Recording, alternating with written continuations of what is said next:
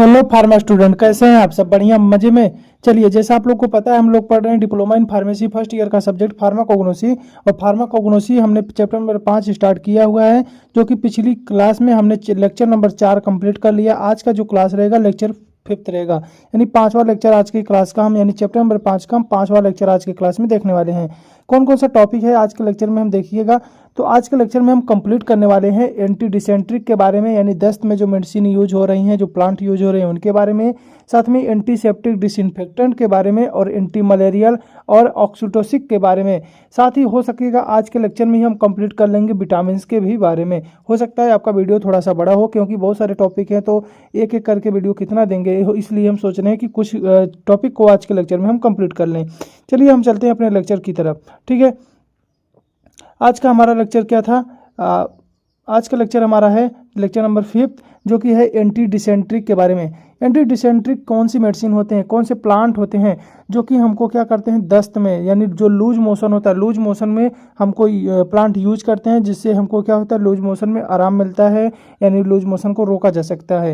यानी anti dysenteric, देखिए diarrhoea, यानी एंटी डिसेंट्रिक ड्रग वे ड्रग होती हैं जो डिसेंट्रिक या गैस्ट्रोइंटेस्टाइनल इन्फेक्शन, हमारी यानी जीआईटी, हमारी आंत में, जिसमें यहाँ पे हमारा भोजन पचता है, उसमें अगर कोई इन्फेक्शन हो जाए या डिसेंट्री हो जाए, यानी दस्त लगना जिसको बोलते हैं, यानी इस कंडीशन पे हम जिस दवा को यूज करते हैं उस दवा को बोला जाता है एंटी डिसेंट्रिक ड्रग। क्लियर? यानी कह रहे हैं कि जो डिसेंट्री और गैस्ट्रोइंटेस्टाइनल इन्फेक्शन को ट्रीट करते हैं, यानी ठीक करते हैं, उन्हें एंटी डिसेंट्रिक ड्रग के नाम से जाना जा रहा है। ये ड्रग मेनली क्या करते हैं, इंटेस्टाइनल पैथोजन जैसे बैक्टीरिया हो सकते हैं, प्रोटोजोआ हो सकते हैं, या एसोसिएटेड सिम्टम्स को टारगेट करते हैं, यानी उससे रिलेटेड जो भी दिक्कतें होती हैं उसको टारगेट करते हैं, और आपकी जो डिसेंट्री जो दस्त वाली समस्या है उसको ठीक करते हैं। मैकेनिज्म की बात करें तो डायरेक्ट एंटी माइक्रोबियल इफेक्ट देते हैं, यानी डायरेक्ट क्या कर रहे हैं, माइक्रोब को किल कर देते हैं, यानी पैथोजन को किल करना या उन्हें इनहिबिट करना, ऐसा इनका इफेक्ट होता है। जो मेडिसिन होते हैं क्या करते हैं, पैथोजन को किल कर देते हैं या उन्हें इनहिबिट कर देते हैं। आगे बात करें तो गट मोटिलिटी को मॉडिफाई करते हैं, यानी जो हमारी गट की मोटिलिटी है, यानी उसका करते हैं पेरिस्टाल्टिस मूवमेंट को क्या करते हैं, बढ़ा देते हैं, जिससे इरिटेशन क्या हो जाता है, रिड्यूस हो जाता है। क्लियर? आगे बात करेंगे तो protective effect on gut mucosa, जो हमारी गट की जो म्यूकोसा लेयर है उसको क्या करते हैं, प्रोटेक्ट करते हैं, साथ में इन्फ्लामेशन भी क्या करते हैं, उसका कम करेंगे। क्लियर? यूजेस की बात करें तो यूज किया जाता है एक्यूट एंड क्रॉनिक डिसेंट्री में। एक्यूट मतलब होते हैं जो शॉर्ट टर्म के लिए हो रहे हैं, क्रॉनिक मतलब होते हैं जो लंबे समय तक के लिए बीमारी कोई है।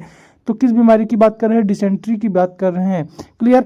हम अगला जो इसमें यूज किया जाएगा गैस्ट्रोइंटेस्टाइनल इन्फेक्शन, जीआईटी से रिलेटेड जो भी इन्फेक्शन हो उनमें इसका इस्तेमाल होगा। साथ में नोजिया, नोजिया का मतलब होता है जी में चलाना, वोमिटिंग उल्टी, और साथ में डायरिया मैनेजमेंट। डायरिया का मतलब क्या होता है, आप सबको पता है, लूज मोशन। क्लियर? तो इनको मैनेजमेंट करेंगे। इसमें जो मेडिसिन है, आपका जो ड्रग है, एक ड्रग पढ़ना है, उस ड्रग का नाम है आइपेक कोहना।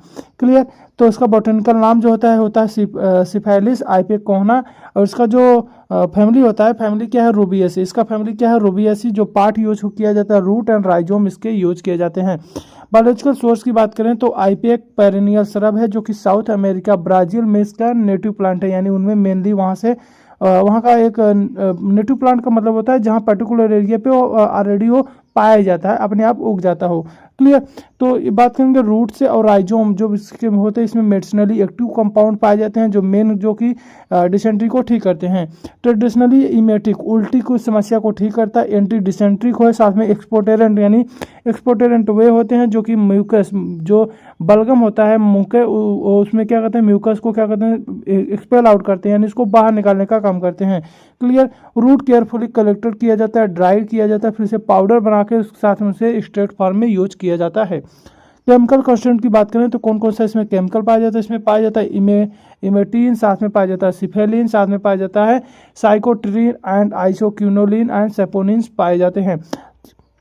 थेरेपेटिक एफिकेसी की बात करिएगा तो थेरेपेटिक एफिकेसी जो होगा, act as the anti dysenteric emetic agent, उल्टी की जो ठीक करने वाली दवा है उसके एजेंट उसकी तरह काम करता है, साथ में एंटी डिसेंट्रिक की तरह भी काम करता है। रिड्यूस करता है अमीओबिक डिसेंट्री, अमीबा से होने वाले डिसेंट्री को, यानी लूज मोशन को, साथ में डायरिया को और इंटेस्टाइनल इरिटेशन को भी कम करेगा।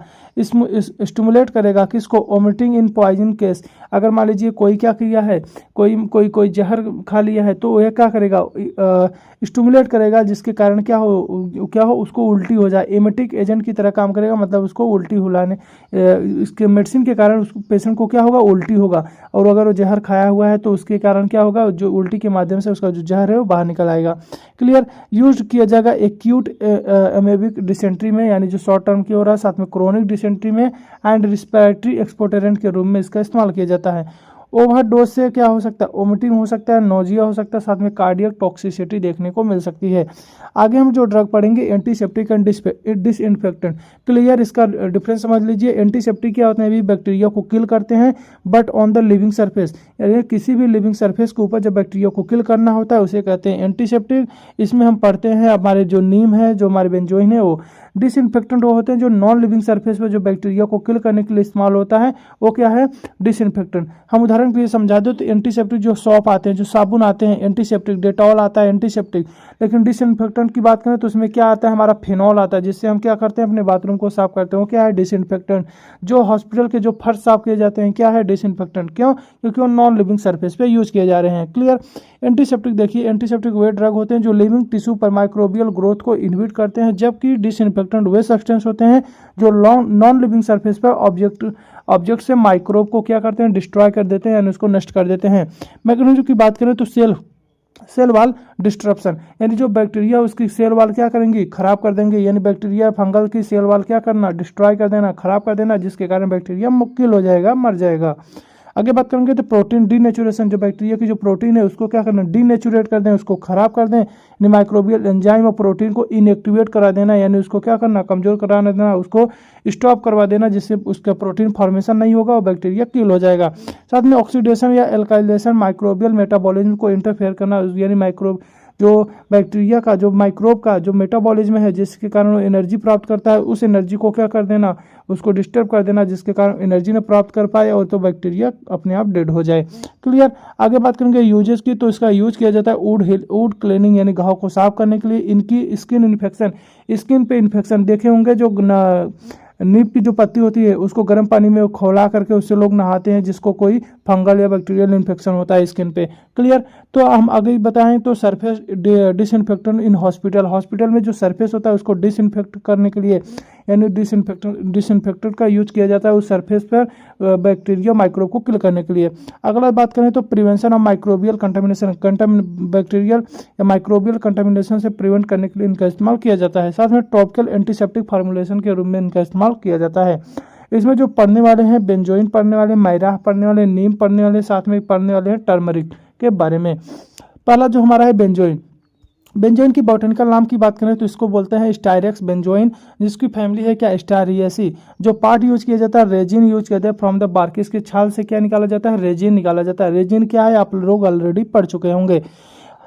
आगे बात करेंगे बायोलॉजिकल सोर्स की। बेंजोइन ट्रॉपिकल ट्री से एक्सोड्यूट रेजिन प्राप्त होता है, जो कि मेनली इंडोनेशिया एंड सुमात्रा में नेटिव प्लांट है, जो कि resin medicinally active and traditional antiseptic, expectorant और फ्यूमिगेंट के रूप में यूज होता है। कलेक्शन क्या होता है, केयरफुली किया जाता है, सुखाया जाता है, फिर पाउडर फॉर्म में इसका यूज किया जाता है। किसका, बेंजोइन का।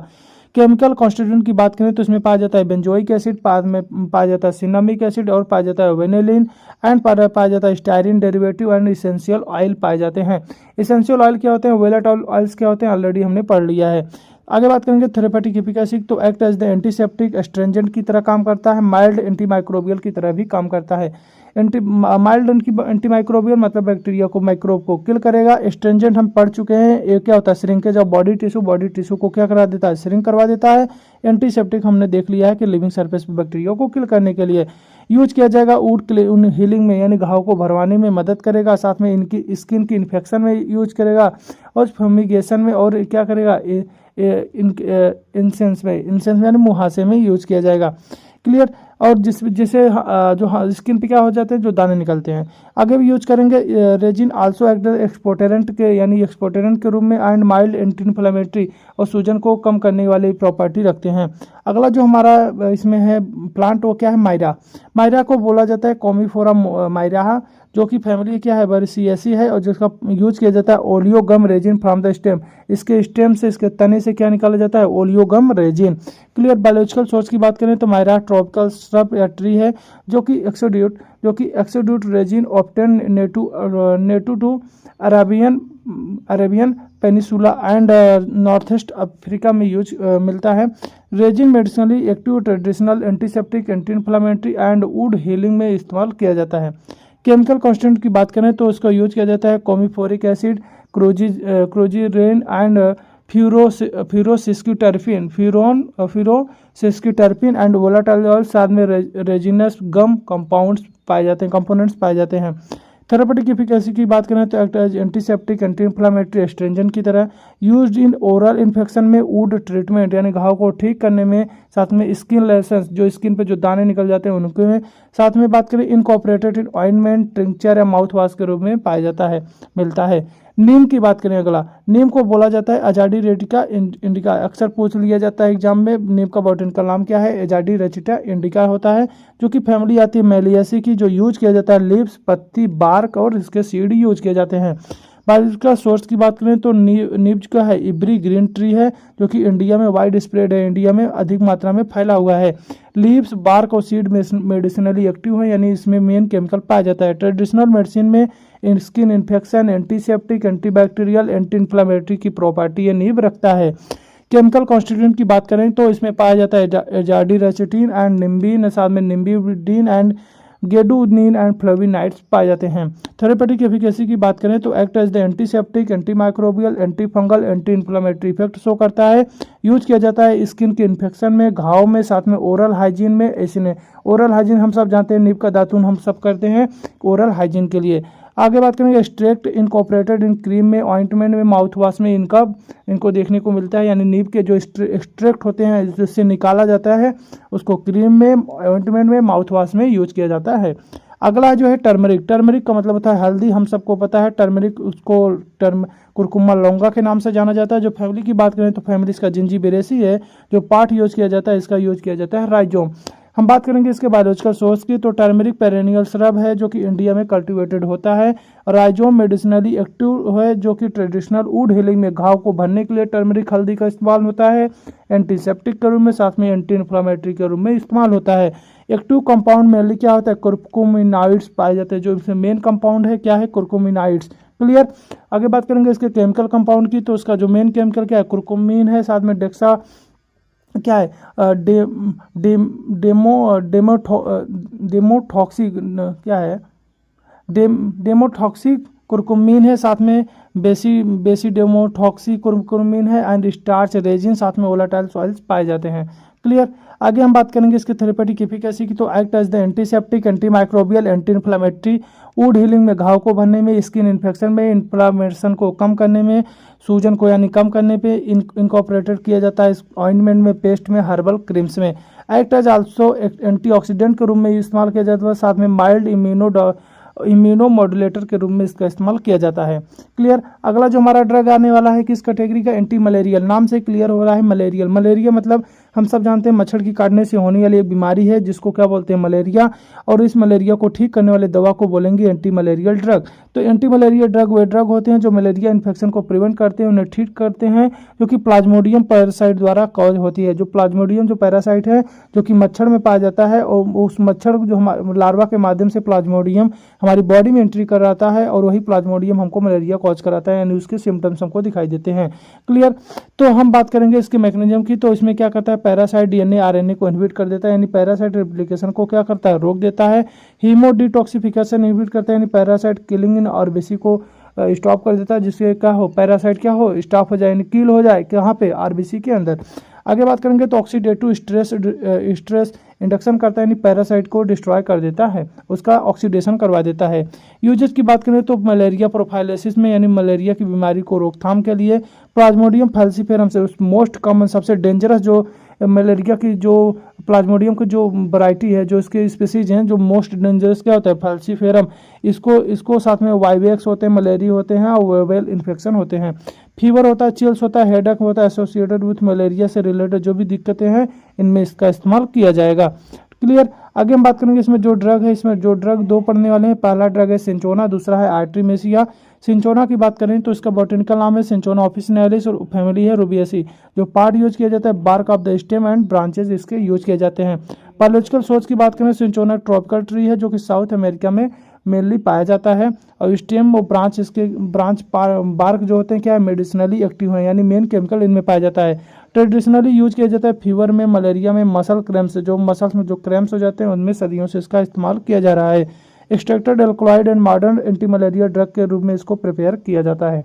हम बात करेंगे केमिकल कॉन्स्टिट्यूएंट तो इसमें पाया जाता है क्यूनिन, क्यूनिडिन एंड सिंकोनिन एंड सिंकोनिडिन एंड साथ में एल्कलाइड डेरिवेटिव्स पाए जाते हैं। थेरेपेटिक एफिकेसी की बात करें act as blood side and kills plasmodium parasite in erythrocyte. RBC के अंदर जो प्लाज्मोडियम पैरासाइट है उसको किल कर देता है। यूज किया जाता है एक्यूट मलेरिया की प्रोफाइलिसिस के लिए एंड फाइब्रिल एपिसोड्स के लिए। क्लियर। आगे हम बात करेंगे इसमें देखिए also mild analgesic anti inflammatory effect भी शो करता है। ओवरडोसेस सिंकोनीज यानी टिटनेस, हेडेक या नौसिया की समस्या देखने को मिल सकता है। क्लियर। आगे हम बात करेंगे आर्टिमेसिया। आर्टिमेसिया का बोटेनिकल नाम क्या है? आर्टिमेसिया अनूना है जो कि फैमिली क्या है एस्ट्रेसी होती है, जिसका पार्ट यूज किया जाता है लिप्स एंड एरियल पार्ट इसके यूज किए जाते हैं। बायोलॉजिकल सोर्स की बात करें तो आर्टिमेसिया एक एनुअल हर्ब है जो कि चाइना और साउथ ईस्ट एशिया में नेटिव प्लांट है और लिप्स में एरियल पार्ट मेडिसिनली एक्टिव हैं। ट्रेडिशनली फीवर रिडक्शन में मलेरिया ट्रीटमेंट के लिए यूज किया जाता है। Extracted artemisinin is potent anti malarial agent के रूप में इस्तेमाल होता है। मेन केमिकल की बात करें तो इसमें पाया जाता है artemisinin, artemisinic acid, flavonoid, sesquiterpene and essential oil पाए जाते हैं। आगे बात करेंगे थेरेपेटिक एफिकेसी तो act as blood schizonticide and parasite growth inhibitor, साथ में किल्स प्लाज्मोडियम फैल्सिफेरम इफेक्टिवली काम करता है। यूज एज एक्यूट मलेरिया में, रेजिस्टेंट मलेरिया में एंड कॉम्बिनेशन थेरेपी के लिए इसका इस्तेमाल किया जाता है। Rapid action safe in short term में इसका यूज किया जाता है। ओवरडोज से माइल्ड जीआई अपसेट, गैस्ट्रोइंटेस्टाइनल में अपसेट हो सकता है, साथ में डिजीज देखने को मिल सकता है। आखिर अगला जो ड्रग है ऑक्सीटोसिक। ऑक्सीटोसिक पढ़ेंगे हम अपने नेक्स्ट लेक्चर में, तब तक के लिए आप यहाँ तक पढ़िए और आपको जहाँ ना समझ में आए हो आप हमको कमेंट करके वहाँ बता सकते हैं। और अभी तक आपने अगर चैनल को सब्सक्राइब नहीं किया चैनल को सब्सक्राइब करिए, अपने दोस्तों के साथ जरूर शेयर करिएगा। चलिए ठीक है, पढ़ते रहिए, बाय बाय।